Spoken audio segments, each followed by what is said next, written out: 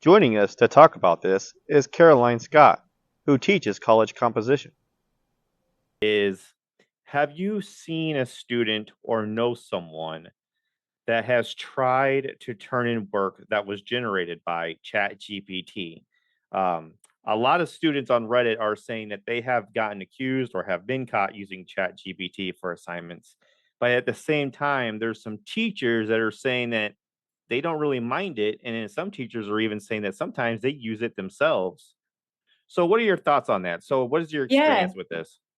So I teach college composition in California community colleges and a couple of them. And just actually, I taught a summer course that was a compressed course that just lasted 6 weeks in the summer.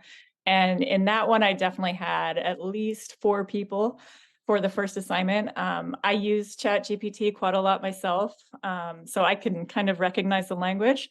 And this was for, oh, sorry, that's my dog. This was for a personal narrative assignment. So they were essentially using it to make up hypothetical stories about themselves. And it was really obvious in that case that it had come from GPT. And I wasn't confrontational about it. I just said, hey, this is pretty obvious. I think the way I phrased it, this was tagged for AI content. I didn't say it was tagged by my brain, but it it came up as AI generated and none of them disputed it. They said, yeah, sorry, I used GPT, and then, resubmitted something that was hopefully more their own. And I get it. I mean, when I first heard of GPT, I was like, this is amazing and I'm going to be out of a job in 5 years. But I definitely get the temptation, and I'm never somebody who, would fail a student in a course for plagiarizing. It's like, okay, don't do it again, and here's some resources to do it on your own. And as for, yeah, I actually, in my argumentative writing class in the spring semester, I actually did use it a few times to help students generate outlines and generate thesis statements. And I was surprised that many of them, weren't aware of it. I kind of thought it was more on college students' radar than it was for that class. So I'm a fan. I think you told me not to do long-winded answers, but That's fine. It's but fine. I'm going to.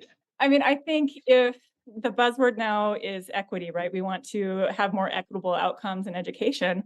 This just it takes down a lot of the barriers that we really didn't know how to address before. So I think that the best way to learn how to write is to have individualized feedback again and again and again. And as teachers, we don't always have the time or resources to give that individualized attention, and AI can do that. Yeah.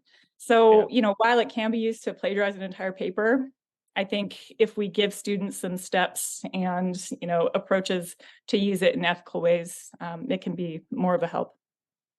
Okay, great. My next question is, and there's a total of 7 questions. So my next question is, even though that first one was a two-part question, but my next one is it going to be a significant problem going forward? Like, is there anything that you think is kind of concerning? Like, what do you think? Do you think people that are worried about it, do you think there's some validation there? Yeah, I think if you keep teaching the way you've always been teaching and you don't change your curriculum and you don't change your approach, your teaching method is going to be completely ineffective. Like you're going to have to change everything as a teacher. And I get why people don't want to do that. Mhm. But at the same time, I don't see it as a problem. I really don't. I see it as this moment in time where the education system is changing, the world of work is changing, the way people, use language is changing. And yeah, it's kind of scary if you don't know what to expect and you don't really know Right. how you're going to fit into the new reality, but Mhm. I see more promise in it than problem. Right, good, great.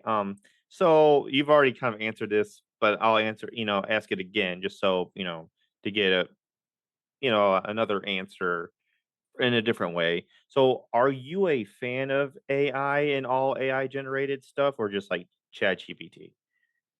Yeah, I what else did I also taught an in-person class, so I had a little bit more opportunity to hands-on give some tutorials with the AI that was emerging at that time.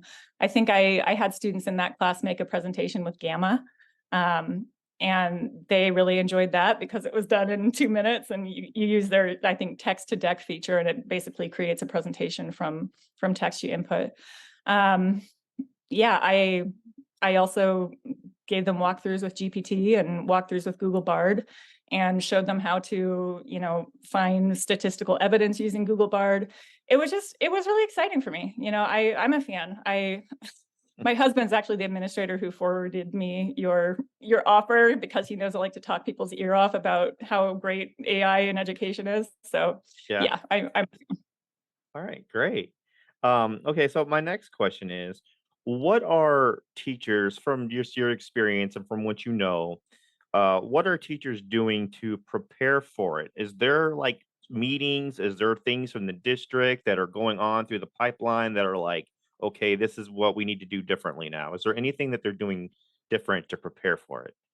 I think statewide, I haven't heard of any initiatives that are, coming down from that level. I know for different districts, K-12, and then for different institutions, everyone's kind of trying to piece together something.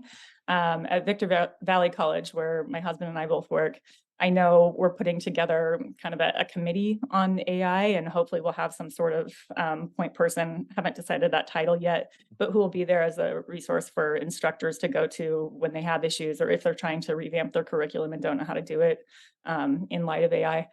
The other college where I work, pretty much people are ignoring it. It kind of was presented as if, like, how can we catch them plagiarizing and Yeah. stop it? And even with the AI detection I've seen, I've tried a lot of different programs. It's undetectable. There are ways around it. And there's like Mm. some subreddit right now where they're figuring out, ways around the latest tracker. So Yeah. I just don't think it's realistic to frame it as plagiarism and something that needs to be avoided, because you're just going to only penalize the students who aren't aware of the latest technology. Okay, good. So, from just your knowledge, and I know this might be this might be kind of a loaded question, but how early do you think we are in the stages of AI? I mean, I know that's hard to predict, but what do you think? Like, do you think there's more to come? Do you think this is that we are in the very early stages, or what do you think? Yeah, I mean, I listen to a lot of podcasts about this, and you have everything from like this is going to usher in utopia to the robots are going to come and take over. And I don't know which one it is. I'm hoping it's the former. I think it's still very early. I remember seeing, I think it was a Star Trek movie way back when, and it was like the future model of education was presented there. And they were basically in these like AI bubbles where they would have these experiences that were tailored to the student. And I do think in 50 years, it'll be something like that. And that's so cool. Like, Mhm. how great is that? So yeah, I think it's really early on. I get the fears. I think there are some valid fears there, but I just don't think anybody knows. So I'm Yeah. optimistic. I could be totally wrong. I don't know. But yeah, I'm optimistic about it. Okay, great. So, okay, so now as a teacher, how can you tell if something was generated by AI? What are some things that just stand out that you look for that you just know right away this is AI? Yeah, I mean, I used it to generate quite a few sample essays when I was like on a roll in the summer when when this was first coming out. So just having immersed myself in the language that GPT generates, I think that is probably the easiest one to recognize. There's just certain structures that it always repeats in an essay. Hmm. There's certain sentence structures you could recognize, certain keywords that really aren't very common for humans to use that AI uses all the time. Crucial pops up, mitigate pops up, Oh, highlight, wow. underscore. Yeah. I know I use it way too much, but if those words and these certain sentence structures are popping up again and again, it's pretty much clear to me that either they used AI to generate their text, or they've fed in something and used AI to edit. And I encourage them to use GPT and Bard as editing tools. I think if you can edit for tone, you can edit for grammar. All of those are really useful feedback. But yeah, I would say just certain keywords, sentence structures, and then like I guess transitional phrases in an essay that repeat again and again. I can pretty easily tell. And I've had a couple cases where like 50-50, Yeah. probably they did, but I'm not going to say anything because I don't want to, Yeah. I would rather have somebody get away with something than falsely accused, because I think that can be pretty damaging to a relationship. Yeah. That's good. That's a good point. Um, my last question is, what should someone know before they think about using chat GPT for assignments? And that could, or just for anything, that could be for students and teachers. What do you think someone should know that's new to it? I think definitely for GPT especially, it will give factually incorrect information very often, and it'll present it in a way that sounds sophisticated, and it sounds like it's right, but it's not when you actually check. So, for instance, one way that I've found out that students were using GPT was in a works cited or a bibliography section. You'll have a perfectly formatted works cited page, which is really hard for me to do anyway. Perfectly formatted, but then when you actually check the links, they don't exist anymore because they were generated from old information. So definitely, if you're using AI for any sort of evidence-based writing, you've got to verify. So use it as a starting point, but then go back to your traditional methods and verify that that information actually exists. I think there was a case where a lawyer recently, this was in a college email chain, but supposedly a lawyer used GPT to write a brief, and it was not accurate, and I think he was sued as a result of that. So, Oh, wow. you know, I think people kind of trust just because the language sounds so authoritative, they trust the information as well. But I would say no, don't trust and verify. So. Trust